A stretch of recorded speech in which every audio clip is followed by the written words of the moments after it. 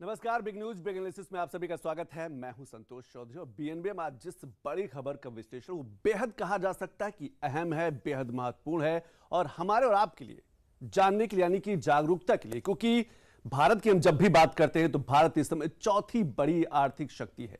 अब चौथी बड़ी आर्थिक शक्ति तो आप समझिए कितना बड़ा बाजार होगा पूरे देश भर में, कितना बड़ा व्यापार, और इस बाजार में इस व्यापार में ढेर सारे उत्पाद जो है वो हमारे आपके सामने है। लेकिन यह समझ पाना कि कौन सा उत्पाद जो है गुणवत्ता में अच्छा है, कौन सा उत्पाद जो हमारी सेहत के लिए, हमारी जिंदगी के लिए, हमारे बजट के लिए अच्छा है, यह समझ पाना, इसके लिए जागरूकता बेहद जरूरी है। और इसीलिए भारत बीआईएस की अगर बात करें, भारतीय मानक ब्यूरो की बात करें, तो वो क्वालिटी पर, गुणवत्ता पर बड़ा फोकस रखता है और मकसद यही है कि जो कंज्यूमर है, जो उपभोक्ता है, उसके पास तक जो भी सामान पहुंचे उसकी गुणवत्ता अच्छी हो, पारदर्शिता की अगर बात करें, ट्रांसपेरेंसी भी हो, और जो नकली सामान है वो बाजार से बाहर जाए। और इसीलिए बीआईएस जो है समय समय पर छापेमारी करता है, देखता है, भंडारण की स्थिति देखता है, जो बड़े बड़े निर्माता हैं जो निर्माण कर रहे होते हैं, यानी कि जो कहा जा सकता है कि प्रोडक्शन का काम कर रहे होते हैं,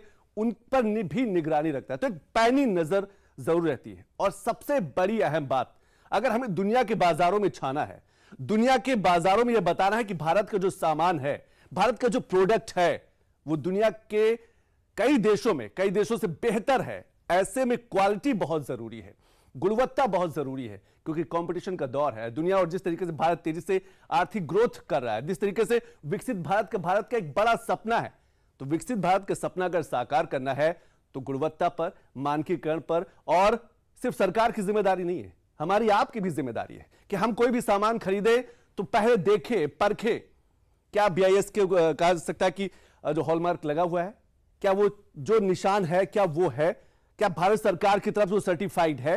ये कुछ चीजें जरूर करनी होंगी, तब जाकर हम और आप मिलकर बहुत सी ऐसी चीजों को बाजार से हटा पाएंगे जिनकी जरूरत नहीं है, या फिर जिनकी गुणवत्ता मानक के आधार पर सही नहीं। एक रिपोर्ट देखते हैं और ऐसा 3 बड़े खास मेहमान, क्योंकि कंज्यूमर के अपने राइट्स हैं और कंज्यूमर को जानने का हक भी है, लेकिन सरकार इसीलिए लगातार प्रयास भी कर रही है और पहुंचने की कोशिश कर रही है युवाओं के माध्यम से, शिक्षा संस्थाओं के माध्यम से, प्रचार प्रसार के माध्यम से, क्योंकि भारत अगर आर्थिक तरक्की में सबसे बड़ा कहा जा सकता है कि ग्रोथ पावर बना हुआ है, तो इसमें जरूरी है कि हमारा जो बाजार है वो गुणवत्तापूर्ण हो, जो हमारा सामान है वो ग्लोबल मार्केट में फिट बैठे, तभी हम विकसित भारत का एक बड़ा सपना तो पूरा कर पाएंगे। एक रिपोर्ट देखते हैं, उसके बाद हमारे साथ 3 खास बड़े मेहमान।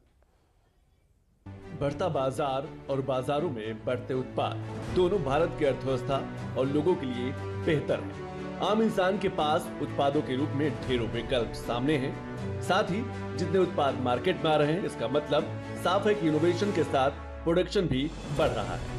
पर सवाल इन उत्पादों की गुणवत्ता का है, सवाल प्रमाणीकरण का है, सवाल उपभोक्ता तक सही सामान पहुंचाने का है। और ये जिम्मेदारी उठा रखी है भारतीय मानक ब्यूरो यानी बीआईएस ने, ताकि वैश्विक व्यापार में भारत मजबूती के साथ आगे बढ़ता रहे।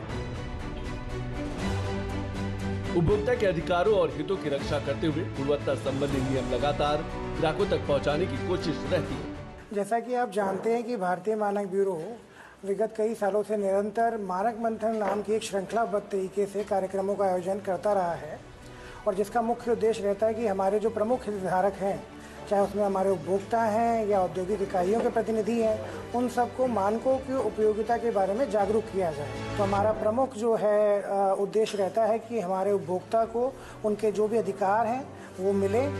भारतीय बाजार का स्वरूप हर दिन बदलता जा रहा है। शायद इसीलिए बीआईएस के नियमों का पालन करने वाले निर्माताओं और व्यवसायों को घरेलू और अंतर्राष्ट्रीय बाजारों में नए अवसर भी मिल रहे हैं। भारतीय मानक ब्यूरो ने निर्माताओं और उपभोक्ताओं दोनों के लिए नए रास्ते और अवसर भी खोले हैं, जिससे आर्थिक विकास को बढ़ावा मिला है।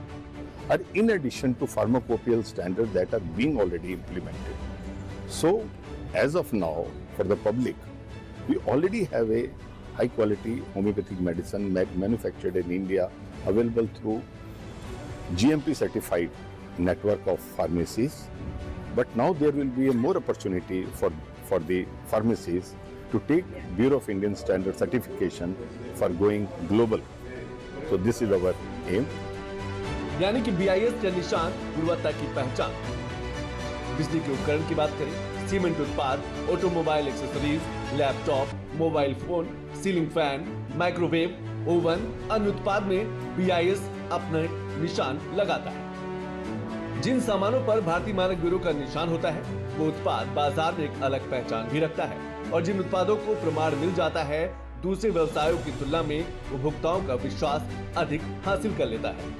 BIS प्रमाणन में उत्पाद प्रतिबंधों, दंडों और कानूनी जुर्माने से भी बचाता है। भारतीय मानक ब्यूरो का गुणवत्ता नियंत्रण और मानकीकरण में बड़ा फोकस रहता है। BIS के 3 बड़े कदमों की बात करें, गुणवत्ता और मानकीकरण, यानी कि BIS का नियामक ढांचा उच्चतम गुणवत्ता और सुरक्षा मानकों को बनाए रखते हुए उत्पादों के निर्माण, बिक्री, आयात और निर्यात को सुनिश्चित करता है ताकि उपभोक्ताओं को घटिया उत्पादों से बचाया जा सके। दूसरा, विनियमित उत्पादों के लिए प्रमाणन, यानी कि निर्माताओं को अपने उत्पादों की प्रमाणन पहचान करके आवश्यक प्रमाणन करना चाहिए ताकि वो अपने उत्पादों को बाजार में कानूनी रूप से बेच सके। और तीसरा, परीक्षण और निरीक्षण। पर भारतीय मानक ब्यूरो के साथ साथ लोगों की जागरूकता भी बेहद अहम है। वो भी कोई भी सामान खरीदने से पहले जांचे, परखें। जितनी जिम्मेदारी सरकार की है कि उपभोक्ता तक सही उत्पाद पहुंचे, उतनी जिम्मेदारी सामान खरीदने वाले उपभोक्ता की भी है। तब जाकर हम बाजार से उन सामानों को बाहर कर पाएंगे जो गुणवत्ता से दूर है। तो जिम्मेदारी हमारी भी है और आपकी भी है, सरकार की भी, और सरकार के साथ साथ कहा जा सकता है जो व्यापारी हैं, जो बाजार में हैं, उनकी भी एक बड़ी जिम्मेदारी है। हमारे साथ 3 खास बड़े मेहमान, उनका हम परिचय करा दें। हमारे साथ सुधीर बिश्नोई जी हैं, सीनियर डायरेक्टर हैं और हेड ऑफ हैं BIS के, भारतीय मानक ब्यूरो के लखनऊ से जुड़े हैं। सुधीर जी, बहुत बहुत शुक्रिया समय निकालने के लिए। दूसरे खास मेहमान बिजोन मिश्रा जी हैं, consumer policy expert. Bijon sir, बहुत बहुत शुक्रिया, काफी दिनों बाद आपसे मुलाकात हो रही है, बहुत बहुत शुक्रिया। और तीसरे खास मेहमान हमारे साथ अनुराग रस्तोगी जी हैं, IBGA के नॉर्थ इंडिया हेड है। अनुराग जी, बहुत बहुत शुक्रिया। लेकिन शुरुआत सुधीर जी आपसे करना चाहूंगा। सरकार की जितनी जिम्मेदारी है उतनी हमें लगता है कि आम नागरिक की भी जिम्मेदारी, यानी कि जो कंज्यूमर है, और उतनी ही जिम्मेदारी हमें लगता है जो मार्केट में है, जो बाजार में है, जो व्यापारी है, उनकी भी है। तीनों का तालमेल बहुत जरूरी है। बिल्कुल ठीक बात है। देखिए, भारतीय मानक ब्यूरो वैसे भी एक जो हमारे मैन्युफैक्चरर्स हैं, जो कंज्यूमर्स हैं, उनके बीच में एक कड़ी का काम करता है, क्योंकि मैन्युफैक्चरर्स को अपना प्रोडक्ट मार्केट में ये इस्टेब्लिश करना है कि ये सर्टिफाइड प्रोडक्ट है और ये उच्च गुणवत्ता का प्रोडक्ट है, और कंज्यूमर को कैसे ये बिलीफ हो कि ये जो प्रोडक्ट या जो मैन्युफैक्चरर क्लेम कर रहे हैं वो सर्टिफाइड प्रोडक्ट गुणवत्ता वाला है या नहीं है। तो उसके लिए भारतीय मानक ब्यूरो जो इनको लाइसेंस प्रदान करता है, गुणवत्ता का लगातार परीक्षण करता रहता है, चेक करता है, चाहे वो फैक्ट्री में जाके हम लोग चेक करें या मार्केट से नमूने लेके उनको चेक करें। तो एक तरह से ये एक थर्ड पार्टी सर्टिफिकेशन हो जाता है, थर्ड पार्टी एश्योरेंस हो जाता है कंज्यूमर्स के लिए कि कंज्यूमर्स उन सारे प्रोडक्ट को आसानी से और विश्वास के साथ खरीद सकते हैं। बिल्कुल आसानी से और विश्वास, जो सुधीर जी ने विश्वास का शब्द प्रयोग किया ना, ये विश्वास ही है। ये कहा जा सकता है कि जो हॉलमार्क के निशान होते हैं या फिर BIS की बात करें लगातार, और क्योंकि बाजार बहुत तेजी से बढ़ रहा है, बहुत से उत्पाद, बहुत से प्रोडक्ट हमारी आपकी आंखों के सामने है। बिजॉन सर, किस तरीके से देख पा रहे हैं जब हम कंज्यूमर के हक और अधिकारों की बात करते हैं, तो हमें लगता है कि अवेयरनेस के लेवल पर और तेजी से काम करने की जरूरत है, क्योंकि बाजार बहुत तेजी से बढ़ रहा है, बाजार में ढेर सारे सामान आ रहे हैं।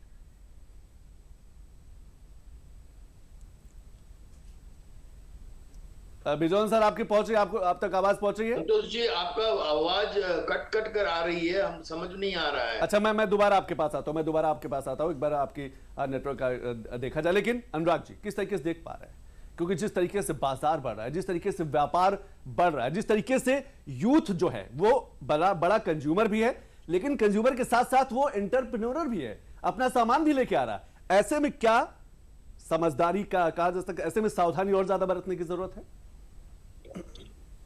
अनुराग जी,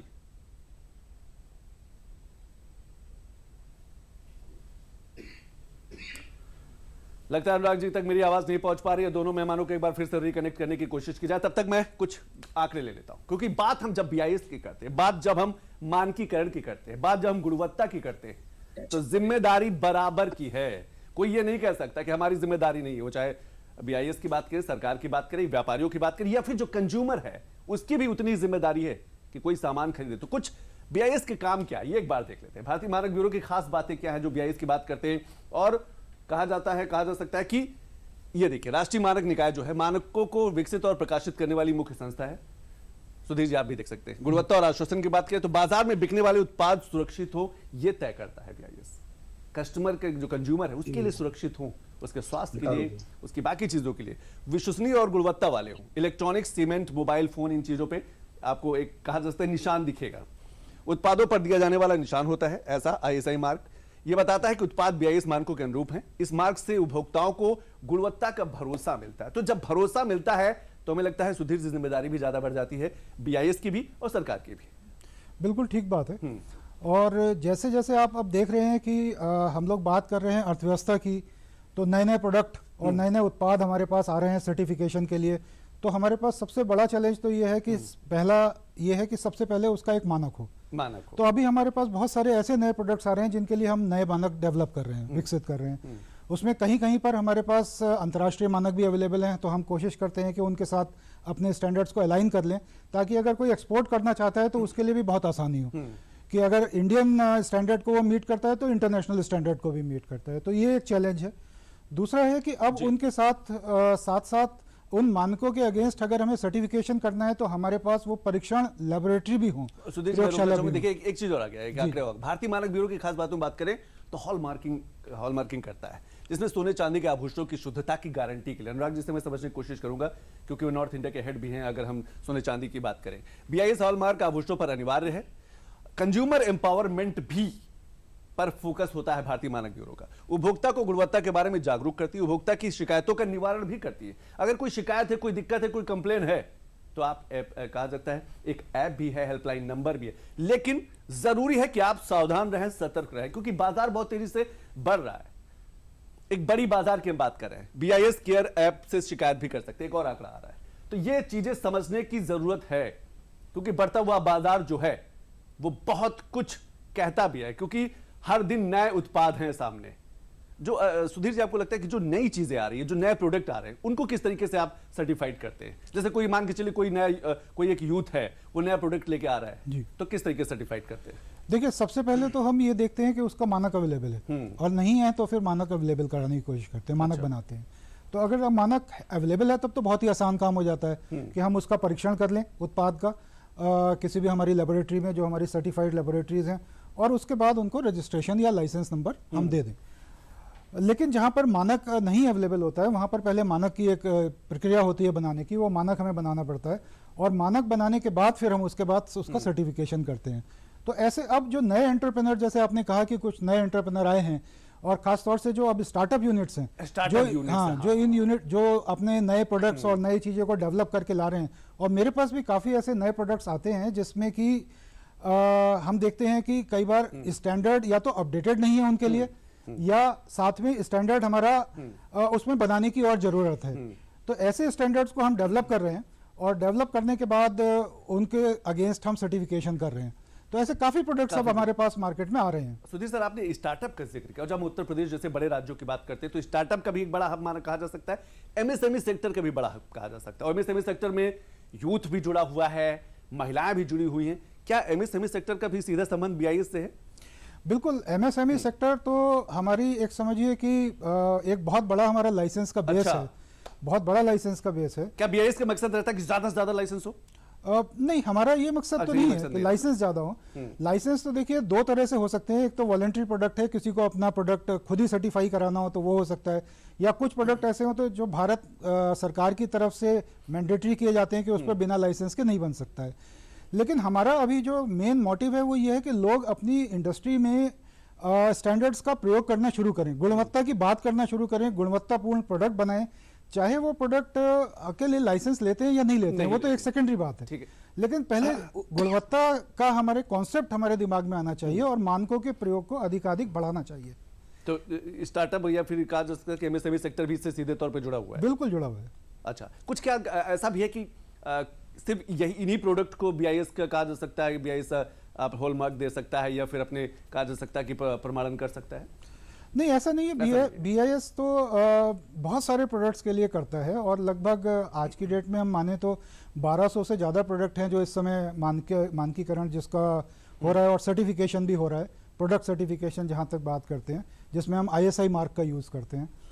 और इसके अलावा गोल्ड ज्वेलरी का तो आपने अभी बताया ही है कि हॉलमार्किंग हम गोल्ड ज्वेलरी में सुनिश्चित कर रहे हैं, और साथ साथ जो इलेक्ट्रॉनिक प्रोडक्ट्स हैं उसमें हम रजिस्ट्रेशन भी कर रहे हैं, जो रजिस्ट्रेशन के स्कीम के अंडर आता है। तो डिफरेंट टाइप के प्रोडक्ट्स के लिए जरूरी नहीं है कि एक ही स्कीम में वो सारे कवर हो जाए, तो अलग अलग स्कीम्स हमने उसी तरह से चलाई है कि किस तरह का वो मार्केट बेस है और किस तरह का वो प्रोडक्ट है, किस तरह की उस प्रोडक्ट की लाइफ साइकिल है, क्योंकि इलेक्ट्रॉनिक प्रोडक्ट जो है वो बहुत जल्दी जल्दी चेंज होते हैं। तो उसमें हमने पाया कि ISI मार्क की स्कीम जो है वो उतनी लाभप्रद नहीं है या उतनी तेजी से हम नहीं कर सकते हैं, तो उसमें रजिस्ट्रेशन स्कीम हमने इम्प्लीमेंट की।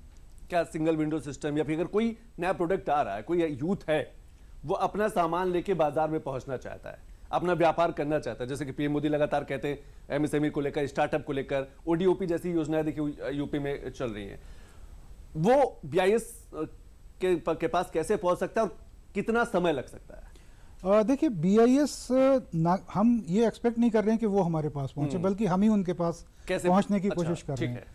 तो सबसे पहला हमने ये काम ये किया है कि हमारे जितने भी प्रीमियर इंस्टीट्यूशंस हैं, जैसे IIT है और NITs हैं, इनके साथ हमने MOU किए हैं। लगभग 90 इंस्टीट्यूट से ज़्यादा हमने इंस्टीट्यूट्स के साथ MOU किए हैं, और वहाँ पर उनके स्टार्टअप्स के साथ हम लोग डायरेक्टली कनेक्टेड हैं। जो बीच बीच में हम वहाँ पर स्टार्टअप मीट करते रहते हैं। अभी हमने यहाँ पर IIT कानपुर में एक स्टार्टअप मीट की थी, इसी तरह से एक IIT BHU में हमने स्टार्टअप मीट की थी। तो वहाँ पर हम मानकों की जानकारी उनको देते रहते हैं उन स्टार्टअप मीटिंग के माध्यम से। और इसके अलावा ये जो इंस्टीट्यूशंस हैं, इनके जो प्रोफेसर्स हैं, उसमें भी हमने एक BIS चेयर प्रोफेसर नॉमिनेट किए हैं, जो इन स्टार्टअप्स को जो भी उन इंस्टीट्यूट्स के साथ जुड़े हैं उनको गाइड करते रहते हैं कि भारतीय मानक ब्यूरो से के मानकों का किस तरह से प्रयोग करके वो अपने प्रोडक्ट उत्पादकता भी बढ़ा सकते हैं और गुणवत्ता भी बढ़ा सकते हैं। युवाओं का रिस्पांस क्या आता है जब आप ऐसे सेमिनार करते हैं, लोगों के बीच में पहुंचते हैं या फिर यूथ के बीच में पहुंचते हैं? बहुत अच्छा रिस्पांस हमें मिलता है, खासतौर से अब जो इलेक्ट्रॉनिक्स और IT के फील्ड में है, तो हमें बहुत अच्छा रिस्पांस मिल रहा है। एक चीज और मैं आपसे समझूंगा, लेकिन एक आंकड़ा देखते हैं कि जब हम ग्रामीण क्षेत्र की बात करते हैं, वहां से जुड़े युवाओं की बात करते हैं और उनके साथ वो MSME सेक्टर से आगे बढ़ना चाहते हैं, स्टार्टअप के माध्यम से आगे बढ़ना चाहते हैं, तब क्या दिक्कतें आती है? क्या अवेयरनेस को लेकर मैं आपके पास आऊंगा, लेकिन कुछ और, क्योंकि लगातार हम भारतीय मानक ब्यूरो के साथ साथ कंज्यूमर के राइट्स की भी बात कर रहे हैं, बढ़ते हुए बाजार की भी बात कर रहे हैं। जिस तरीके से बाजार बढ़ रहा है, जैसे जैसे बाजार बढ़ रहा है, जैसे जैसे उन बाजारों में उत्पादों की संख्या भी लगातार बढ़ती जा रही है। असली कौन नकली कौन सा है, ये पहचान पाना भी एक बड़ी चिंता भी है और बड़ी चुनौती भी है। और इसीलिए चाहे वो इलेक्ट्रॉनिक प्रोडक्ट्स हो या फिर सीमेंट की हम बात करते हैं या फिर सोने चांदी की लगातार हॉलमार्किंग होती ही रहती है, और भी जो प्रोडक्ट है, जो उत्पाद हैं, उनके लिए सावधान भी रहना बहुत जरूरी है। अब BIS के प्रमुख काम देख लेते हैं एक बार। सुधीर जी, आप भी देख सकते हैं। मानक विकास, भारतीय मानकों का निर्माण करना, प्रकाशन और समीक्षा करना, प्रमाणीकरण यानी कि सर्टिफाइड करना। जैसे सुधीर सर लगातार कह रहे हैं कि जो प्रोडक्ट आ रहा है, जो उत्पाद आ रहा है, उसको सर्टिफाइड किया जाता है, और कोशिश ये कर रहे हैं कि ये खुद उस सेक्टर तक पहुंचे, ये खुद इस एंटरप्रेन्योर तक पहुंचे। उत्पादों और प्रणालियों का प्रमाणन योजना चलाना, हॉलमार्किंग, सोने और चांदी जैसी कीमती धातुओं के लिए हॉलमार्किंग करना, प्रयोगशालाओं को मान्यता देना। सुधीर जी, अगर मैं आता हूं आपके पास, लेकिन उपभोक्ता सशक्तिकरण, गुणवत्ता और मानकीकरण के बारे में जागरूकता पैदा करना, अंतरराष्ट्रीय सहयोग, ये एक बड़ा मुद्दा भी है, क्योंकि कई ऐसे प्रोडक्ट हैं जो ग्लोबल हैं, यानी कि दूसरे देश से आए हुए हैं, वो उनकी क्वालिटी कैसी है? सिर्फ कहा जा सकता है कि बाहर से आए हैं, इस नाम पे तो नहीं बिक रहे हैं, इस नाम पर तो कंज्यूमर तक के पास नहीं पहुंचे, उनकी क्वालिटी कैसी है, इसको भी जांचना परखना बेहद अहम है। ISO और IEC जैसी अंतरराष्ट्रीय निकाय का प्रतिनिधित्व करना। लेकिन सुधीर सर, सवाल यह है कि प्रयोगशालाओं की संख्या क्या पर्याप्त है? क्योंकि जिस तरीके से बाजार है, जिस तरीके से ढेर सारे प्रोडक्ट हैं, जिस तरीके से डिमांड है। देखिए, प्रयोगशाला की लगातार हम लोग इंक्रीज करते जा रहे हैं। ठीक है। तो इसमें 3 तरह की प्रयोगशाला हम लोग यूज करते हैं। पहली प्रयोगशाला तो जो भारतीय मानक ब्यूरो की अपनी प्रयोगशाला है, उनका हम प्रयोग करते हैं, और उसके अलावा जितनी भी भारत सरकार की प्रयोगशालाएं हैं उनका भी हम प्रयोग करते हैं। ठीक है। उनको हमने रिकॉग्नाइज किया हुआ है। और इसके अलावा लगभग 250 हमारे ऐसे लेबोरेटरीज हैं, मोर देन 250 प्राइवेट लेबोरेटरीज भी हैं, जिनको भी हमने रिकॉग्नाइज किया हुआ है। अच्छा। और उनकी भी परीक्षण फैसिलिटीज का हम लोग उपयोग करते हैं सर्टिफिकेशन में। तो लेबोरेटरीज हमारे पास काफ़ी हैं, और जो वर्कलोड है उसके हिसाब से सफिशिएंट टेस्टिंग फैसिलिटीज अभी हैं। हाँ, जहाँ पर नए प्रोडक्ट्स कुछ ऐसे डेवलप होके आते हैं वहाँ पर जो लेबोरेटरी हम लोग लगा रहे हैं या उसमें जो टेस्टिंग फैसिलिटी जनरेट करनी है, इंस्टॉल करनी है, उसमें कई बार हमें थोड़ा चैलेंज रहता है, कई बार चुनौती रहती है। ये जो आप संख्या बता रहे हैं सिर्फ यूपी नहीं, ये मैं पूरा ऑल ओवर इंडिया बता रहे हैं। ठीक है, जो अंतर्राष्ट्रीय चीजों सामान आती है, यानी कि जो विदेशों से सामान आता है, उसका मानकीकरण, उसका गुणवत्ता देखना कि वो कंज्यूमर के पहुंचने से पहले कि उसकी गुणवत्ता कैसी, उस पर किस तरीके से निगरानी रखते हैं? देखिए, दो तरह के, जैसे मैंने बताया था कि सर्टिफिकेशन वॉलंटरी और मैंडेटरी होता है। तो भारत सरकार ने काफ़ी प्रोडक्ट्स, लगभग 750 प्रोडक्ट्स तो मैंडेटरी किए हुए हैं, जिसके ऊपर बिना ISI मार्क के मटेरियल सेल ही नहीं हो सकता इंडिया में। अच्छा, ये मैं सिर्फ ISI मार्क वाले प्रोडक्ट्स की बात कर रहा हूँ अभी। और ये सारे प्रोडक्ट्स में अगर अंतर्राष्ट्रीय लेवल पर कोई भी मैन्युफैक्चरर, किसी भी बाहर का देश का मैन्युफैक्चरर यहाँ सप्लाई करना चाहता है, तो उसको पहले BIS का लाइसेंस लेना पड़ेगा। तो हम ऐसे केसेस में भी हम उनको जाके और BIS उनका जो चेक करके उनकी टेस्टिंग और मैन्युफैक्चरिंग कैपेबिलिटीज़ को हम लाइसेंस देते हैं, और BIS की हमारी जो रिकॉग्नाइज्ड लैब है उसमें परीक्षण कराते हैं। तो वो सारे प्रोडक्ट्स भी सर्टिफिकेशन मार्क लगकर ही बाहर से यहाँ पर आते हैं। और ये काफ़ी सारे ऐसे प्रोडक्ट्स हैं जो अभी हमने मैंडेटरी किए हैं, जो भारत सरकार ने मैंडेटरी किए हैं, ख़ास तौर से जैसे टॉयज़ हो गए, और अभी स्पोर्ट्स शूज़ और जितने भी शूज़ हैं वो सारे मैंडेटरी किए हैं। तो इस वजह से क्या है कि जो भी प्रोडक्ट बाहर से आ रहे हैं, अब हम कह सकते हैं कि वो सारे सब स्टैंडर्ड प्रोडक्ट नहीं आ रहे हैं, सर्टिफाइड प्रोडक्ट हैं और क्वालिटी प्रोडक्ट हैं, अगर उनके ऊपर ISI मार्क लगा है। क्या इसमें राज्य सरकार की भी भूमिका बहुत महत्वपूर्ण हो जाती है, जब हम स्टेट गवर्नमेंट के रोल की बात करते हैं खासतौर से? जी, स्टेट गवर्नमेंट में देखिए क्या है कि स्टेट गवर्नमेंट में बहुत सारा प्रोक्योरमेंट होता है। तो ये बहुत जिम्मेदारी बन जाती है स्टेट गवर्नमेंट की कि प्रोक्योरमेंट में सर्टिफाइड मटेरियल अगर अवेलेबल है तो सर्टिफाइड मटेरियल ही खरीदें, ताकि जो भी सरकार उनको आगे पहुंचाना चाहती है जिन तक, वो अच्छी गुणवत्ता का सामान उन तक पहुंचे। बिल्कुल, आपने सही कहा कि अच्छी गुणवत्ता का सामान जो है वो कंज्यूमर तक, यानी जो उपभोक्ता है, जो पैसे खर्च करता है और एक बाजार से उत्पाद खरीदता है, तो उसका हक है, उसका राइट है ये कि उस तक जो भी सामान पहुंच रहा है वो उसका सर्टिफिकेशन हुआ हो, मानकीकरण हो, और उसकी जो क्वालिटी है वो भी बेहतर हो। एक रिपोर्ट देख लेते हैं, क्योंकि जो बाजारों में ऐसा भी बहुत सा सामान भरा हुआ है जो कहा जा सकता है सर्टिफाइड नहीं है, जो वो गुणवत्ता है, वो जो मानक हैं, उन मानकों को नहीं पूरा कर पा रहा है। ऐसे सामान के लिए, ऐसे उत्पाद के लिए, ऐसे प्रोडक्ट के लिए सरकार के पास क्या कहा जाता है, क्या कर रही है, BIS के पास क्या है, ऐसे सामानों के लिए उनके साथ क्या किया जाता है? एक रिपोर्ट देख लेते हैं पहले।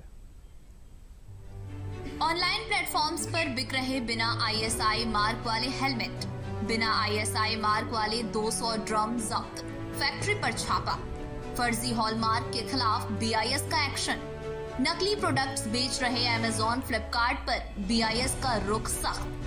ये सिर्फ खबरें नहीं, उपभोक्ताओं की सुरक्षा का सवाल है, उत्पादों की विश्वसनीयता का सवाल है। ऑनलाइन शॉपिंग प्लेटफॉर्म्स पर बिना प्रमाणित प्रोडक्ट्स की बिक्री, देश में नकली हेलमेट की खरीद बिक्री, सोने के आभूषणों पर फर्जी हॉलमार्क, ऐसे न्यूज आम जनता तक अक्सर पहुंचते रहते हैं, और इसी को लेकर BIS यानी भारतीय मानक ब्यूरो ने अपना रुख साफ कर दिया है। नकली ISI मार्क वाले उत्पादों के खिलाफ कई राज्यों में छापेमारी। तमिलनाडु में Amazon, फ्लिपकार्ट के वेयर हाउस से बिना लाइसेंस वाले खिलौने, पंखे और स्टील की बोतलें जब्त। दिल्ली के Amazon वेयर हाउस से 70 लाख रुपए के नकली ISI मार्क वाले प्रोडक्ट्स बरामद। हैदराबाद में Amazon वेयर हाउस से नकली ISI मार्क वाले स्मार्ट वॉच, वाटर हीटर जब्त। में जो अकाउंटेबिलिटी है वो दोनों पार्टी की है, Amazon की भी है क्योंकि उनके स्टोर से, उनके प्लेटफॉर्म से वो सामान सेल हो रहा है, और साथ में मैन्युफैक्चरर या जो मार्केटेड बाई जो कंपनी है उनकी भी रिस्पॉन्सिबिलिटी है। तो सभी के खिलाफ हम लीगल एक्शन प्रोसीड कर रहे हैं। BIS द्वारा की गई इन कार्रवाइयों से ये संदेश जाता है कि कोई भी व्यक्ति या कंपनी मानक नियमों का उल्लंघन नहीं कर सकती, और उपभोक्ताओं को धोखा देने वाले दोषियों को सजा मिलनी तय है। ये कदम न केवल बाजार में बेचे जा रहे उत्पादों की विश्वसनीयता को बढ़ाते हैं, बल्कि उपभोक्ताओं के विश्वास को भी मजबूत करते हैं। आज के इस दौर में उपभोक्ताओं को अपनी खरीदारी में सतर्क रहना बेहद जरूरी है। अगर उच्च गुणवत्ता और सुरक्षित उत्पाद चाहिए तो ये जानना आवश्यक है कि हम कैसे गुणवत्ता से संबंधित जानकारी प्राप्त कर सकते हैं। गुणवत्ता जांचने के लिए BIS केयर ऐप का उपयोग करें। प्रोडक्ट पर दिए गए 7 अंकीय नंबर CML नंबर से करें जांच। ISI मार्क असली है या नकली, CML नंबर से सिद्ध हो जाएगा। ISI मार्क गुणवत्ता और सुरक्षा के मानकों पर खरा उतरने की पहचान है। असली मार्क के साथ भारतीय मानक कोड और निर्माता का नाम भी होता है। जागरूक ग्राहक बनना हमारे लिए जरूरी है, क्योंकि इससे हम अपनी खरीदारी को सुरक्षित बना सकते हैं। BIS की सहायता से हम आसानी से असली और नकली उत्पादों के बीच अंतर कर सकते हैं और उपभोक्ता सुरक्षा को सुनिश्चित कर सकते हैं। BIS केयर ऐप जैसे उपायों से हम अपनी खरीदारी को स्मार्ट और सुरक्षित बना सकते हैं। BIS उपभोक्ताओं की सुरक्षा को बढ़ावा देता है और साथ ही भारतीय बाजार को भी सशक्त बनाता है। तो गुणवत्ता बेहद जरूरी है, क्योंकि भारत का जो सामान है दुनिया के जब कोने कोने तक पहुंचता है तो जो गुणवत्ता है ये भारत की एक बड़ी तस्वीर उभार कर सामने रखता है। भारत की जो इमेज है, कहा जा सकता है जो लोकल से ग्लोबल होने की बात की जाती है, तो लोकल से ग्लोबल में वो कंपटीशन भी है कि दुनिया के बाजारों में भारत का जो उत्पाद है अपनी एक अलग पहचान बना सके। और इसीलिए सरकार, खासतौर से प्रधानमंत्री मोदी लगातार यह आह्वान करते रहे हैं कि भारत का जो सामान है उसकी क्वालिटी पर बड़ा फोकस करने की जरूरत है, क्योंकि भारत चौथी बड़ी आर्थिक शक्ति है और भारत का बहुत सा सामान दुनिया के कोने कोने तक पहुंचता है। और ऐसे में क्वालिटी जो है, जो गुणवत्ता है, जो सर्टिफिकेशन है, वो बेहद जरूरी है। और इसीलिए BIS की बात करें या फिर दूसरी संस्थाओं की बात करें, लगातार उनकी पैनी नजर रहती है। लेकिन सुधीर जी, सवाल यह है, असली कौन, नकली कौन, इसकी पहचान कैसे? क्योंकि आम कंज्यूमर तो इतना जागरूक होने है भी नहीं, और हमें लगता है कि इतना ध्यान भी नहीं दे पाता। देखिए, कंज्यूमर के हाथ में टूल्स तो बहुत सारे हैं। देखिए, ये बिल्कुल सही आपने कहा। इलेक्ट्रॉनिक्स का जमाना है, IT का जमाना है अब। तो अगर आप अपने टूल्स को यूज नहीं करेंगे तो फिर उनका बनाने का फायदा भी नहीं होगा, और नुकसान अल्टीमेटली कंज्यूमर का ही होता है। तो ये बहुत जरूरी है कि सबसे पहले तो आप उन टूल्स के बारे में जान लें जिनसे आप किसी भी धोखे से बच सकते हैं। और जैसा BIS केयर ऐप हमने बनाया है, जो कि आप एंड्रॉयड प्ले स्टोर से या अपने मोबाइल, मोबाइल फोन में, अगर आपके पास iPhone है तो उसके प्ले स्टोर से आप डाउनलोड कर सकते हैं। और जितना भी प्रोडक्ट आपका सर्टिफाइड प्रोडक्ट होगा, उसके ऊपर आपका जो लाइसेंस नंबर लिखा है, वो लाइसेंस नंबर उस ऐप से आप वेरीफाई कर सकते हैं। तो आप मान लीजिए कोई सामान खरीदने गए, आपने वहाँ दुकान पर एक सामान उठाया, उस पर आपने देखा कि ISI मार्क लगा हुआ है, उसके नीचे लाइसेंस नंबर लिखा हुआ है। उस लाइसेंस नंबर को आप वहीं पर बैठे बैठे पहले ऐप में चेक कर लीजिए कि ये नंबर वैलिड है और ये नंबर ऑपरेटिव है, और ये जो वैरायटी में खरीद रहा हूँ, ये जो सामान मैं खरीद रहा हूँ, ये उसके स्कोप में शामिल है। बस इतना सा आपको देखना है। एक बार आपने ये वेरीफाई कर लिया तो फिर उसके बाद आप एश्योर हो सकते हैं कि जो प्रोडक्ट आप खरीद रहे हैं वो बिल्कुल सही खरीद रहे हैं।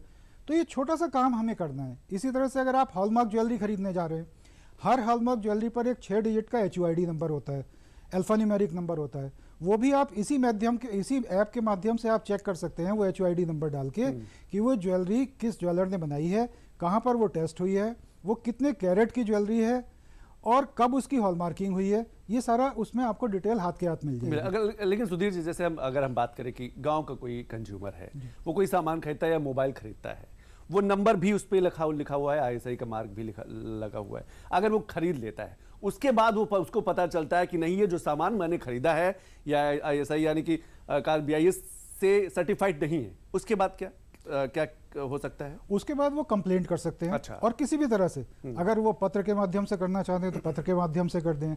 हमारे BIS के वेबसाइट पर एक लिंक दिया हुआ है, वहां से आप कंप्लेंट कर सकते हैं। BIS केयर ऐप से आप डायरेक्ट कंप्लेंट कर सकते हैं। तो बहुत माध्यम है, ईमेल के माध्यम से कंप्लेंट भेज सकते हैं, जो भी आपको तरीका लगता है कि जिस माध्यम से कर सकते हैं। अगर आप खुद आके बताना चाहते हैं तो खुद आके बता सकते हैं। तो जो भी माध्यम से आप कंप्लेंट करें, कंप्लेंट जरूर करें। अगर आप किसी भी क्वालिटी से, कहीं पर भी आपको लगता है कि क्वालिटी से कुछ कंप्रोमाइज हो रहा है, सब स्टैंडर्ड क्वालिटी का प्रोडक्ट आपके हाथ में आ रहा है, तो उसकी कंप्लेंट करें। क्योंकि अगर आप जागरूक ग्राहक हैं तो कंप्लेंट करने के 2 फायदे होते हैं। पहला फायदा ये है कि जो मैन्युफैक्चरर है, जिसने वो बनाया होगा, उसको हम पकड़ सकते हैं और उसको आगे ऐसा करने से रोक सकते हैं। साथ ही साथ जो दूसरे कंज्यूमर्स हैं जो सामान खरीद रहे हैं, वो भी उस खराब सामान को खरीदने से बच सकते हैं। तो इस तरह से आपकी जागरूकता से सभी पूरी सोसाइटी को फायदा होता है। बिल्कुल आपने सही कहा कि जागरूकता से पूरी सोसाइटी को फायदा होता है, और ये भी पता चल जाता है कि बाजार में, मार्केट में कौन सा ये सामान है जो कहा जा सकता है सर्टिफाइड नहीं है या मानकों के अनुरूप नहीं है, जो मानक हैं, जो तय मानक किए हैं भारतीय मानक ब्यूरो ने, वो पूरे नहीं करते, लेकिन फिर भी बाजार में उनकी उपलब्धता है। लेकिन सुधीर जी, क्या ऐसे जो भंडारण है या फिर ऐसे जो निर्माता हैं या फिर ऐसे जो लोग ऐसा सामान बना रहे हैं जो मानक के अनुरूप नहीं है, उन पर कुछ कार्रवाई भी होती है? बिल्कुल कार्रवाई होती है और लगातार हमारे दो तरह से ये काम चलता रहता है। एक तो हमारे पास कंप्लेंट्स तो आती ही हैं। अच्छा। कंप्लेंट्स पर हम जब एक्शन लेते हैं तो हम पहले इन्वेस्टिगेशन करा के पता लगाते हैं कि ये कहाँ पर इस तरह का काम हो रहा है और फिर हम छापामारी का कार्रवाई करते हैं। इसके अलावा हमारी लगातार एक टीम है 3 लोगों की जो कि मार्केट सर्वेलेंस करती रहती है और मार्केट में भी हमें जहाँ पर पता चलता है तो हम लगातार इस तरह की छापेमारी की कार्रवाई करते हैं। खास तौर से अब क्योंकि बहुत सारा लोग अब ऑनलाइन सामान खरीदने लगे हैं। ऑनलाइन सामान, हाँ। तो ऑनलाइन सामान में भी लोगों के साथ काफ़ी धोखा हो जाता है। तो इससे बचने के लिए भी, और पहले जैसे मैंने बताया केयर ऐप का तो आपको यूज़ करना ही है, लेकिन साथ में अगर इस तरह की कोई आप शिकायत हमें करते हैं या हमें स्वतः ही इस तरह का पता चलता है तो हम इस तरह के ऑनलाइन जगह पर भी छापेमारी करते हैं। अभी यहाँ पर लखनऊ के पास ही हमने कुछ दिन पहले एक छापेमारी की थी एक बड़े ऑनलाइन प्लेटफॉर्म के वेयर हाउस पर, और उसमें काफ़ी मात्रा में हमें कुछ सब स्टैंडर्ड प्रोडक्ट या विदाउट मार्किंग ऐसे प्रोडक्ट मिले जो कि जिन पर मार्किंग होना भारत सरकार की तरफ से कंपलसरी है। तो वहाँ पर भी हमने एक्शन लिया है। तो ना सिर्फ यह है कि जो डीलर हैं या दुकानदार हैं या मैन्युफैक्चरर्स हैं उनके ऊपर हम काम कर रहे हैं, बट लगातार हम ऑनलाइन प्लेटफॉर्म्स के ऊपर भी अपनी नज़र रखे हुए हैं और वहाँ से भी हम लगातार इस तरह की सर्वेलेंस करते रहते हैं। क्या सुधीर सर चुनौतियाँ थोड़ा सा और बढ़ गई क्योंकि अब जैसे आपने कहा ना कि ऑनलाइन शॉपिंग ये चलन हो गया, हमें लगता है कि अब धीरे धीरे ज्यादातर से बाजारों से सिमट कर वो मोबाइल से शॉपिंग होने लगी है। अलग अलग वेबसाइट है, अलग अलग ऐप हैं। अब ज्यादा निगरानी रखने में थोड़ी दिक्कतें हैं या आसान हो गया है? नहीं, ये अब हमारे लिए इसमें हम ये कहेंगे कि चैलेंज तो बहुत ज़्यादा नहीं बढ़ा है, लेकिन ये है कि हमारे लिए मॉनिटरिंग करना भी आसान हो गया। मॉनिटरिंग आसान हो गई है क्योंकि ऑनलाइन ऐप पर हम लोग हमेशा ये वेरीफाई कर सकते हैं और हमारी जो ये रेड हमने की हैं अभी ऑनलाइन शॉपिंग पोर्टल्स पर, इन पर जो इनके वेयर हाउसेस हैं जी, तो उसके बाद उन्होंने भी अपनी तरफ से स्वतः ये बात संज्ञान में ली है और वो भी ये देख रहे हैं कि जो कि भारत सरकार की तरफ से मैंडेटरी प्रोडक्ट हैं, कम से कम वो प्रोडक्ट ISI मार्क के साथ ही उनके स्टोर में उपलब्ध हों।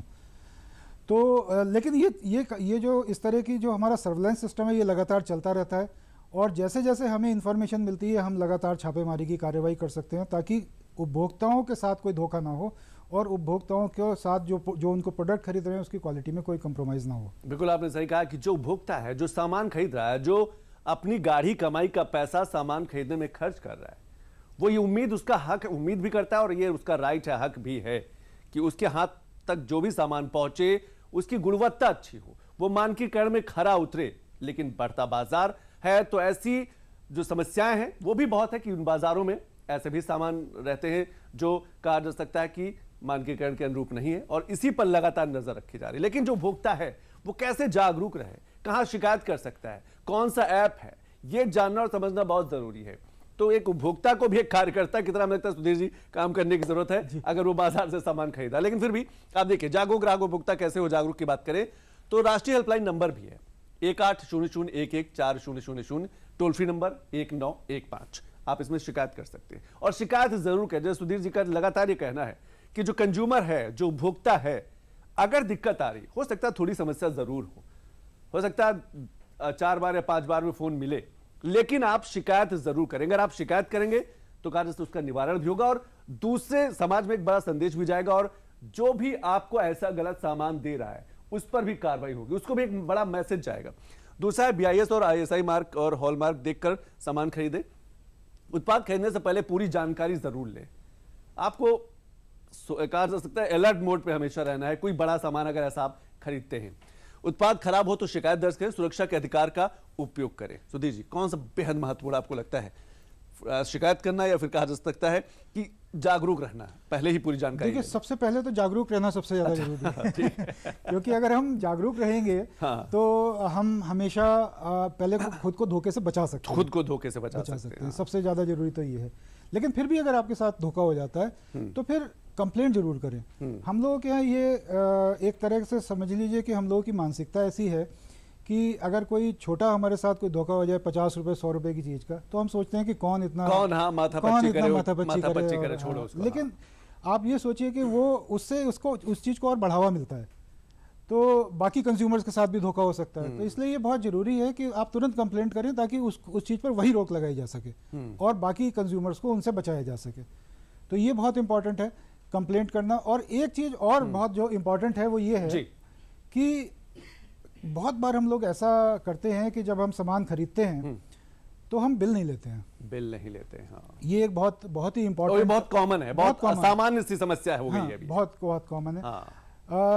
हम लोग ये कह सकते हैं कि हाँ, ऑनलाइन प्लेटफॉर्म आने के बाद ये बहुत इंपॉर्टेंट, ये बड़ा एक अच्छा वो हुआ है कि बिल आपको मिलता है, ऑनलाइन रिसिप्ट रहती है, मिलता है बिल आपको। और लेकिन अभी भी बहुत सारी जगह ऐसा है जहां पर कि बिल नहीं लेते हैं लोग, या बिल को संभाल के नहीं रखते हैं। तो खासतौर से ऐसे प्रोडक्ट जहां पर कि वारंटी वाले प्रोडक्ट्स होते हैं, बिल को संभाल के भी रखें, ताकि जब आप कंप्लेंट करें तो आपके पास एक ऐसा डॉक्यूमेंट भी हो जिससे आप ये प्रूव कर पाएं कि ये सामान आपने यहाँ से खरीदा था, ताकि अगर उसकी गुणवत्ता में या कहीं पर आपके साथ धोखा हुआ है तो उनके खिलाफ कार्रवाई करने में हमें आसानी हो। बिल्कुल, उनके खिलाफ कार्रवाई करने में आसानी हो। अभी जो हमारे साथ बिजोन मिश्रा जी नहीं जुड़ पाए, नहीं तो समझने की कोशिश करते कि जो कंज्यूमर कोर्ट है इनकी भी संख्या बढ़ाने की जरूरत है। इनका भी कहा जा सकता है कि और मॉडर्नाइजेशन और आधुनिकीकरण, डिजिटलाइजेशन करने की जरूरत है, ताकि अगर कंज्यूमर कोर्ट तक कोई भी मामला पहुंचता है, कोई भी कंज्यूमर हिम्मत जुटा के शिकायत भी करता है, शिकायत करके वो संघर्ष भी करता है, तो जो परिणाम है वो जल्द से जल्द मिले, ये भी बेहद जरूरी है। हमें लगता है सुधीर जी, रिजल्ट बहुत तेजी से आए तो ज्यादा हमें लगता है भरोसा भी बढ़ेगा कंज्यूमर का। सुधीर जी देखिए, जहां तक की बात है सर्टिफाइड मटेरियल की, तो जाहिर है कि वो सारा सर्टिफाइड मटेरियल की जो कंप्लेंट्स हैं वो तो हमारे परव्यू में आती ही हैं। जितना भी प्रोडक्ट जो कि सर्टिफिकेशन के अंडर है, उसमें दो तरह की कंप्लेंट हो सकती हैं कि एक तो आपने ISI मार्क खरीदा सामान और सब स्टैंडर्ड क्वालिटी का मिला। दूसरा, आपके साथ ये भी ऐसा हो सकता है कि भारत सरकार ने उसको मैंडेटरी किया हुआ है कि ये ISI मार्क के साथ ही होना चाहिए, लेकिन आपको बिना ISI मार्क के मिला। तो ये दोनों ही चीज़ों पर हम लोगों के परव्यू में आती है और हम लोग इसमें कार्रवाई करते हैं, चाहे वो रेड के माध्यम से कार्रवाई करें, चाहे वो कंपनसेशन दिला के आपको कार्रवाई करें, या कानूनी कार्रवाई करके हम उसको आगे करें। तो इस तरह की कार्रवाई हम लोग लगातार आपने कंपनसेशन का जिक्र किया, क्या कंपनसेशन भी मिलता है? हाँ, कंपनसेशन का प्रोविजन भी हमारे हिसाब से तय होता है। कंपनसेशन का प्रोविजन भी हमारे एक्ट में दिया गया है। और उसका भी जो माननीय न्यायालय होंगे वो तय करता है कि कितना कंपनसेशन उसमें दिया जाएगा। बिल्कुल, सबकी बड़ी भूमिका है, लेकिन सबसे ज्यादा जरूरी है जागरूकता, अलर्ट रहना। और जैसे सुधीर जी ने कहा ना कि रसीद लेने, यानी कि स्लिप जरूर ले। हालांकि आजकल जो ऑनलाइन शॉपिंग होती है, तो ऑनलाइन शॉपिंग में तो आपके पास मोबाइल में वो प्रूफ रहता है, लेकिन अगर बाजार में कोई बड़ा सामान खरीदते हैं, कोई इलेक्ट्रॉनिक्स का सामान खरीदते हैं, तो उसकी आप रसीद जरूर ले, ताकि आप प्रूफ कर सके अगर भविष्य में कोई दिक्कत आती है। और वो उसका कहा जा सकता है कि वो प्रमाणीकरण भी है, सर्टिफाइड भी है, उसके बाद भी उसमें कोई समस्या आती है तो आप अपनी आवाज रेज कर सके, उठा सके। लेकिन कुछ और बड़े आंकड़े, भारतीय उद्योगों पर क्या प्रभाव पड़ता है, अर्थव्यवस्था पर क्या प्रभाव पड़ता है? अगर सामान की गुणवत्ता अच्छी होती है, क्वालिटी अच्छी होती है, तो क्या अर्थव्यवस्था भी बूस्टअप करती है? क्या भारतीय जो उद्योग है, जो इंडस्ट्री है, उसको भी बूस्टअप मिलता है, उसमें भी डिमांड बढ़ता है, उसको कहा जा सकता है एक अलग पहचान मिलती है? सुधीर जी, आप भी देखिए, भारतीय उद्योग पर BIS के प्रभाव की अगर बात करें, खासतौर से व्यापार की बिक्री और राजस्व बढ़ता है, क्योंकि सामान की गुणवत्ता अच्छी रहेगी तो इंसान जो है वो चीज हो सकता है बार बार खरीदे, दूसरों को भी वो सजेस्ट करे और कहे कि नहीं आप भी इसका सामान खरीदे, इसकी गुणवत्ता अच्छी है, ये सर्टिफाइड है। घटिया उत्पादों को बाजार से हटाने में मदद मिलती है, जैसे सुधीर जी लगातार करें कि जो भी ऐसे उत्पाद हैं, ऐसे प्रोडक्ट हैं जो सर्टिफाइड नहीं या फिर जो मानक के अनुरूप नहीं है, वो कंज्यूमर की सेहत के भी खिलाफ है, कंज्यूमर के बजट को भी प्रभावित करते हैं, कंज्यूमर को कहा जा सकता है कि नुकसान भी पहुंचा सकते हैं। ऐसे उत्पाद जो है वो मार्केट से बाहर जाए, उस पर भी बड़ा नजर रहती है। कंज्यूमर का विश्वास बढ़ता है तो खरीदारी बढ़ती है, बिजनेस प्रतिस्पर्धा भी बढ़ती है। मेरा सामान ज्यादा अच्छा है, आपका सामान कम अच्छा है, आपका सामान ज्यादा, मेरा ज्यादा अच्छा है। ये जो प्रतिस्पर्धा है, ये जो कंपटीशन है, इससे व्यापार यानी कि ट्रेड ज्यादा बढ़ता है, मार्केट में सामानों का फ्लो ज्यादा होता है। और जब मार्केट में सामान ज्यादा आएगा, ट्रेड ज्यादा बढ़ेगा, व्यापार ज्यादा होगा, तो जो GDP बढ़ेगी, राजस्व बढ़ेगा। और शायद इसीलिए हम कह पा रहे हैं कि हिंदुस्तान जो है दुनिया की चौथी बड़ी आर्थिक शक्ति बना है। यही बड़े कारण रहे हैं। कंज्यूमर के हितों की रक्षा, मौजूद उत्पाद राष्ट्रीय अंतर्राष्ट्रीय मानकों के अनुरूप, भारतीय व्यवसाय को अंतर्राष्ट्रीय बाजारों में नए अवसर, भारतीय व्यवसायों को, भारतीय व्यापारियों को, भारत के जो प्रोडक्ट है, सामान को, वो अंतर्राष्ट्रीय बाजार में वो कहा जा सकता है कि नए अवसर मिले, और अवसर के साथ साथ वो कहा जा सकता है कि सम्मान भी मिले जो वहां की प्रतिस्पर्धा को बराबरी कर सके, व्यापार की समस्याओं को दूर करना। हमारे साथ हमें लगता है बिजोन मिश्रा सर जुड़ गए। बिजोन सर, मेरी आवाज पहुंच रही है आप तक? नमस्कार सर, सॉरी सर, बहुत बहुत कहा जा सकता है कि नेटवर्क की थोड़ी सी दिक्कत थी, लेकिन हमको ये चीज अच्छा लगा कि आप लोग एकदम जुड़े रहे और इसको ठीक कर हमको लाए फिर से। अरे सर, आपसे बहुत जरूरी है। बिजोन सर, सवाल यह है कि जिस तरीके से बाजार बढ़ रहा है, जिस तरीके से हम भारत चौथी बड़ी आर्थिक शक्ति बन चुका है, ऐसे में कंज्यूमर के हित, राइट्स जो हैं वो बहुत जरूरी है, क्योंकि बाजार बढ़ा है तो बाजार में ढेर सारा सामान है। संतोष जी सर, हम लोग भारत के तरफ तब तक नहीं जा सकेंगे जब तक उपभोक्ता संरक्षण एक अहम रोल ना प्ले करे। उपभोक्ता संरक्षण एक बहुत ही इंपॉर्टेंट लिंक है विकसित भारत की तरफ जाने के लिए, क्योंकि देखिए हर सामान जो बिकता है वो एक मानक के तहत बिकता है। आज हमारे देश में करीब करीब 22,000 मानक बन चुके हैं, 22,000 प्रोडक्ट्स के मानक बने हैं, लेकिन केवल 400 प्रोडक्ट कुछ है जो मैंडेटरी है, बाकी सब वॉलंटरी है। तो आप यदि BIS मार्क देखते भी हैं, उसको विश्वास करने के लिए, तंत्र को विश्वास करने के लिए हमको महसूस करना होगा कि वो तंत्र काम कर रहा है। हम सुन रहे थे, आप लोगों कुछ टूटी फूटी आवाज में हमको समझ में आया कि आप लोग कह रहे हो उपभोक्ताओं को शिकायत करने के लिए। वो सामान खरीदने जा रहे हैं कि शिकायत करने के लिए जा रहे हैं? वो तो पहले ये चाहेंगे कि जो सामान हम खरीदने जा रहे हैं उसका गुणवत्ता सही हो, और यदि सही नहीं है तो उस पर कार्रवाई हो, तुरंत कार्रवाई हो। यानी कि जहां से कहा जा सकता है कि प्रोडक्ट आ रहा है वहीं पर ध्यान दिया जाए कि बाजार तक ऐसे सामान पहुंचे ही ना। नहीं, मेरा कहना है कि हम यदि कोई 500 रुपए का सामान खरीदे हैं और उसका गुणवत्ता सही नहीं है, हम देख रहे हैं डिफेक्टिव है, वो BIS मार्क भी है उसमें, तो हम तो खुद चाहते हैं कि वो सामान तुरंत जब्त हो जाए और हमको हमारा 500 रुपया मिल जाए वापस। हम एक 500 रुपया के लिए 50,000 रुपया तो खर्चा नहीं करेंगे उसका मतलब कॉम्पनसेशन के लिए, क्षतिपूर्ति का कॉम्पनसेशन के लिए आप हमको बोलेंगे कि आप जाइए नालिश कीजिए कोर्ट में। कंज्यूमर प्रोटेक्शन एक्ट में डिस्ट्रिक्ट कमीशन है, स्टेट कमीशन है, आप वहां जाके नालिश कीजिए, या आप हमारे हेल्पलाइन में नालिश कीजिए। हेल्पलाइन में नालिश करने के बाद भी यदि हमको अपना पैसे के मूल्य नहीं मिलता है, हमारा वैल्यू नहीं मिलता है, तो तंत्र क्या कर रहा है फिर? ये तंत्र को इस ढंग का बनाना चाहिए कि जैसे आप कोई भी चीज जब्त किए, हम एक उदाहरण के तौर से बता रहे हैं, वो पारदर्शिता के साथ होना चाहिए। कितना सामान जब्त हुआ, कितने सामान आप मार्केट से उठाकर लाए, और जिस कंज्यूमर के पास वो सामान ऑलरेडी बिक चुका है उसका कैसे वापसी होगा, उसका कैसे होगा, उसको कैसे आप पैसे वापस करेंगे। ये बिजोन सर, एक चीज और मैं आपसे समझना चाहूंगा कि जिस तरीके से कहा जा सकता है कि भारत की अर्थव्यवस्था की बात करते हो, खासतौर से भारत को जो सामान है वो दुनिया के अलग अलग देशों तक भी पहुंच रहा है। हम चौथी बड़ी आर्थिक शक्ति हैं दुनिया में, ऐसे में भारत की सामानों की गुणवत्ता पर और फोकस करने की जरूरत है।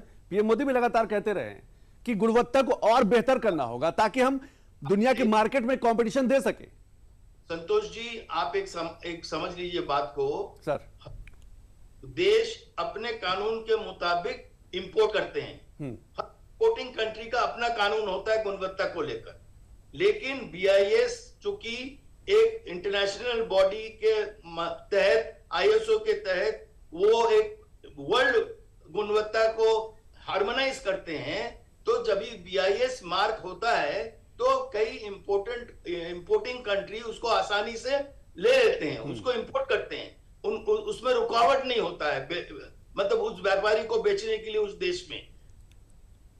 मेरा ये कहना है कि जब इंपोर्टिंग कंट्री हमारे गुणवत्ता को विश्वास करते हैं तो हमारे देश के उपभोक्ता क्यों नहीं विश्वास कर रहे हैं? उनको भी विश्वास करना चाहिए। और विश्वास तब होता है जब आप अकाउंटेबिलिटी लाएंगे, आप ट्रांसपेरेंसी लाएंगे, एक ऐसा तंत्र लाएंगे जहां पर हमको विश्वास होगा, क्योंकि हमको मालूम है कि ऐसा कोई सामान नहीं बिक सकता है BIS मार्क के जो नहीं होना चाहिए। तो ये जो रेड्स होते हैं, ये जो तंत्र काम करते हैं, इसको लेकर ही हम लोग विश्वास करते हैं। उपभोक्ताओं एक्टिविटी को देखकर विश्वास पैदा होता है। तो जब विश्वास पैदा होता है तो थोड़ा सा पारदर्शिता लाना चाहिए कि आप इतना जब्त किए, उसको कैसे डिस्ट्रॉय किए, उसको कैसे आप दंडित किए, कितने लोगों को आप जेल भेजे, कितने लोगों को आप पनिश किए, कितने सब इकट्ठा किए, वो फाइन को पैसे को लेकर आप कैसे उपभोक्ताओं को दिए जो पीड़ित हुए, जो एक्चुअली चीटिंग हुआ जिनके साथ, उनको कैसे आप मदद किए। क्योंकि आज आप यदि आम उपभोक्ताओं को बोलेंगे कि आप जाकर नालिश कीजिए कोर्ट में, किसी के पास भी क्षमता नहीं है हमारे देश में। BIS को खुद को करना होगा, BIS को खुद को मदद करना होगा उपभोक्ताओं का। बिजॉन सर आपके पास आता हूं। सुधीर जी हैं, सीनियर डायरेक्टर हैं BIS के। सुधीर जी, बिजॉन सर का कहना यह है कि जो अकाउंटेबिलिटी की बात की जा रही है, जो ट्रांसपेरेंसी की बात की जा रही है, जो कंज्यूमर के राइट्स की बात की जा रही है, उस पर और तेजी से काम करने की जरूरत है। वो चाहे अवेयरनेस के माध्यम से, चाहे प्रोडक्शन के समय ही चीजों को कितना बेहतर किया जाए कि बाजार में ऐसी चीजें न पहुंचे। देखिए, बिना अवेयरनेस के किसी भी सोसाइटी में इस तरह की चीज़ों को रोकना इतना आसान नहीं है। और ख़ास तौर से जितना बड़ा इंडिया का मार्केट है उसमें बहुत मुश्किल काम है। लेकिन फिर भी जो भी जो जैसे विजय सर बोल रहे थे कि ट्रांसपेरेंसी लाने वाली बात है, तो जो भी हम लोग रेड करते हैं, जो भी छापेमारी की कार्रवाई करते हैं, उसकी पूरी इंफॉर्मेशन हम मीडिया के माध्यम से लोगों तक पहुंचाते हैं कि उसमें कितना माल पकड़ा गया, उसमें कितना केस कहां पर किया गया है। ये सारी इंफॉर्मेशन हम लोग फोटोग्राफ्स के साथ जनरली मीडिया के थ्रू पहुंचाते हैं आम पब्लिक तक, ताकि न सिर्फ ये बल्कि अभी एक प्रोविज़न काफ़ी दिनों से अब हमने ये भी शुरू किया था प्रोडक्ट रिकॉल का, जो पहले BIS में कॉन्सेप्ट नहीं होता था।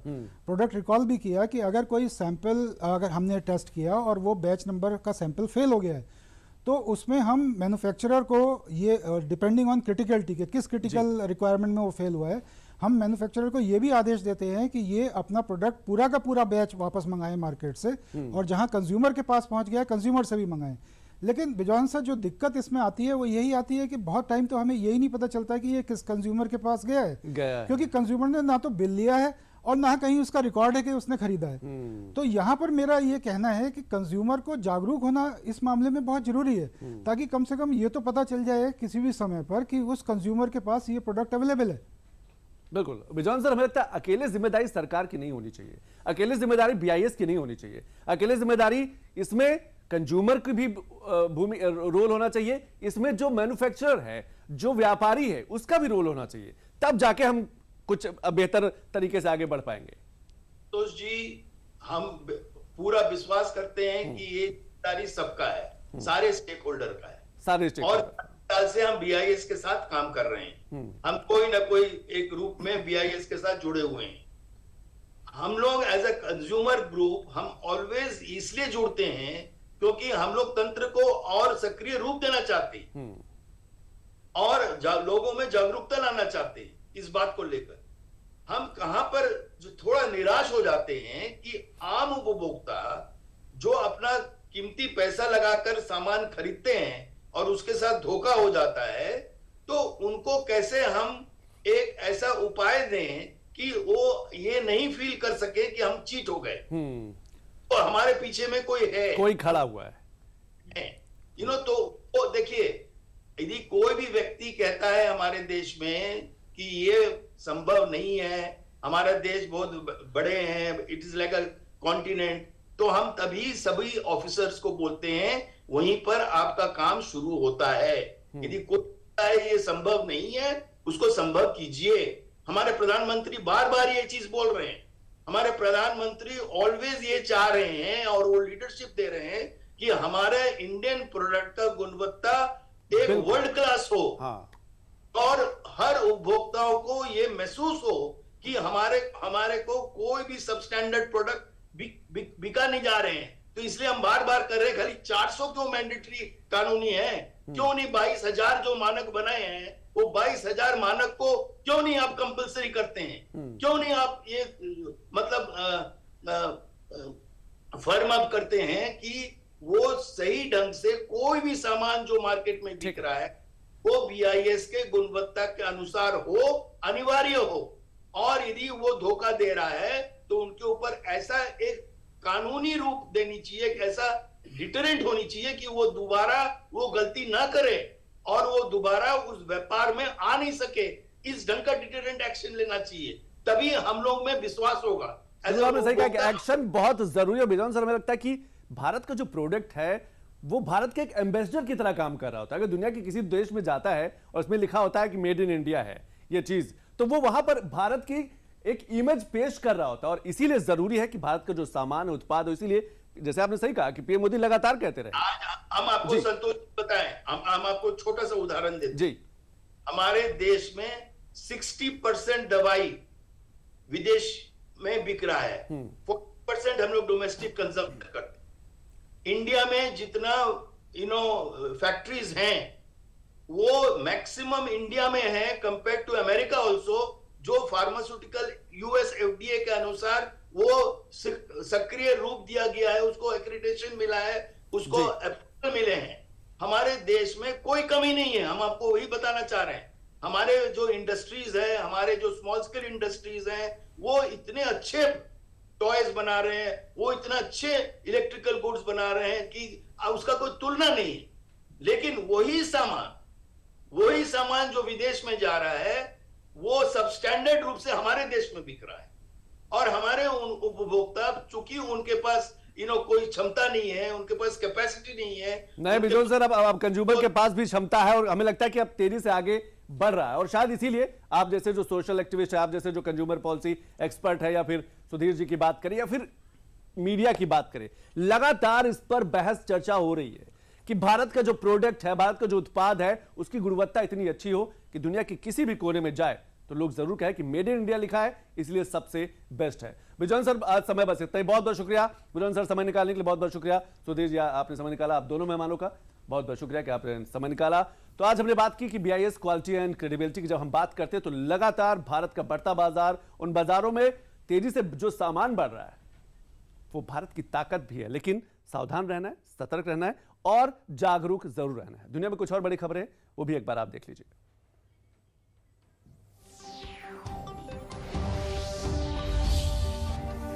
बांग्लादेश में एनसीपी नेता मोहम्मद मोतालेब शिकदर को घर में घुसकर गोली मारी गई। बांग्लादेशी मीडिया के अनुसार वो गंभीर हालत में अस्पताल में इलाजरत हैं।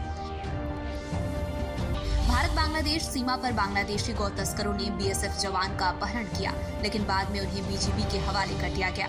दोनों देशों के बीच बातचीत के बाद जवान को वापस लाने की प्रक्रिया शुरू हो गई है। अमेरिका के डिपार्टमेंट ऑफ जस्टिस ने जेफरी एप्स्टीन सेक्स स्कैंडल से जुड़े 3 लाख दस्तावेज जारी किए, जिनमें बिल क्लिंटन, माइकल जैक्सन और अभिनेता क्रिस टकर की तस्वीरें सामने आईं। रूस ने यूक्रेन और अमेरिका के बीच त्रिपक्षीय बातचीत की संभावना को खारिज कर दिया है। रूसी राष्ट्रपति पुतिन के विदेश नीति सलाहकार यूरी उशाकोव ने कहा कि फिलहाल ऐसी कोई बैठक आयोजित नहीं की जा रही है। गाजा में सीज फायर के बावजूद अंदरूनी संघर्ष जारी है। गाजा में 5 इजरायल समर्थित मिलिशिया ग्रुप सिविलियन फोर्स सक्रिय हो गए हैं। ये समूह गाजा के विभिन्न इलाकों में हमास के सदस्यों को टारगेट करके हत्याएं कर रहे हैं। तो बिग न्यूज बिग एनालिसिस में आज बस इतना ही। कल फिर किसी बड़ी खबर के साथ आपसे मुलाकात होगी। तब तक के लिए नमस्कार।